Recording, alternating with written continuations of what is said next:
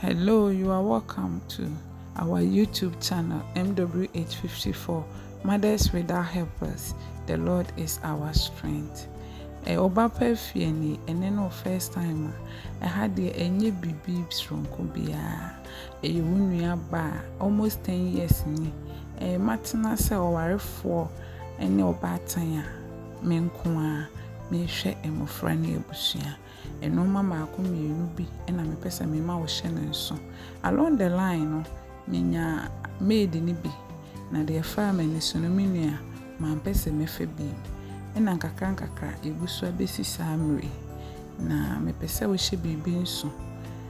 ba akomienu bi a wonso so safei na wo ba mu so wo mu dada o ebeboa wo na watumi atena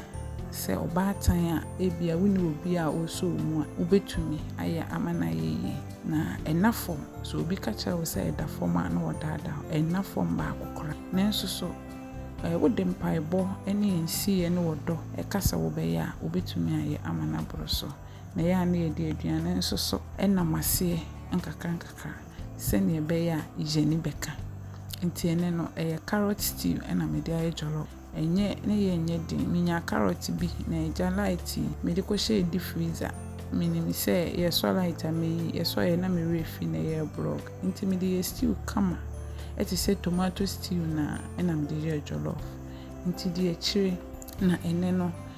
de sonko a me pese obatan a woni somfo wo hye ne nso ne se wo ye obatan na woni obi a oso mu a wo se wote enamfosam so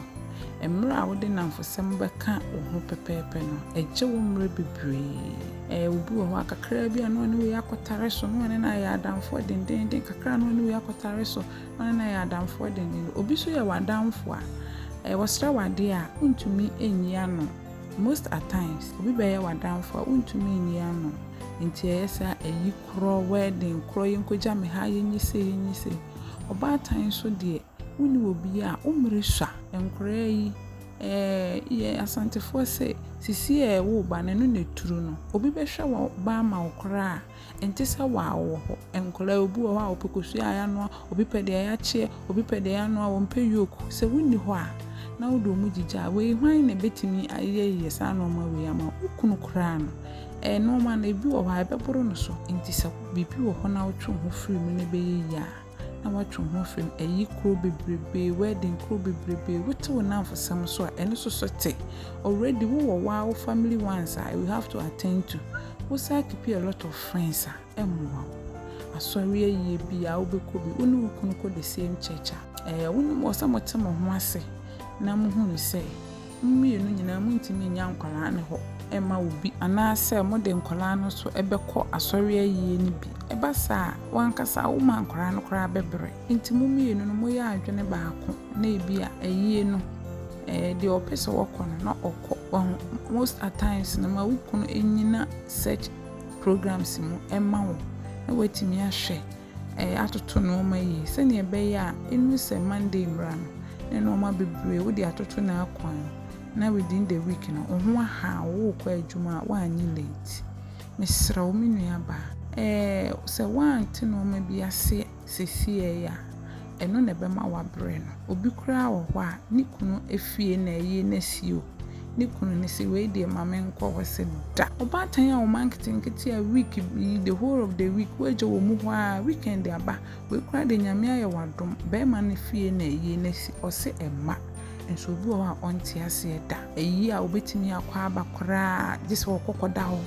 na waja wo ma ho e pasa tem bia se be ma na wona ne tena o ijesa den kura mpa o the pressure e betu no so e be kakra no de waja ma wo eboa wo no so obeja ye because one kasa wo se wonye serious eyi a wo kwa obetimi abakora gise wo koda ho o maame wo ho a mabusua mu kura yie no maame no papa wo ho a bebre wo ho a mo represent ebi wana wo disikako because o masusua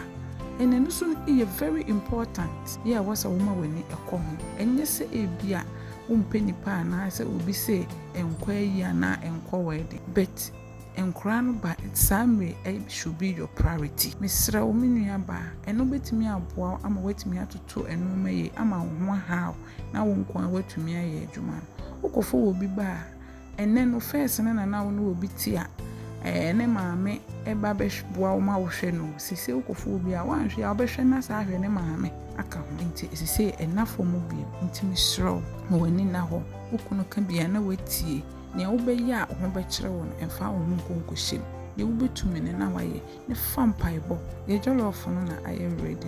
no aye kama unya carrot na edoso a emane nsei betimi di bia ye nkwan betimi di biso aye jollof sei me da se so we need the video yi ho amesro enyame ho subscribe like comment ahun brasie mu a raye ni di me do pa bye.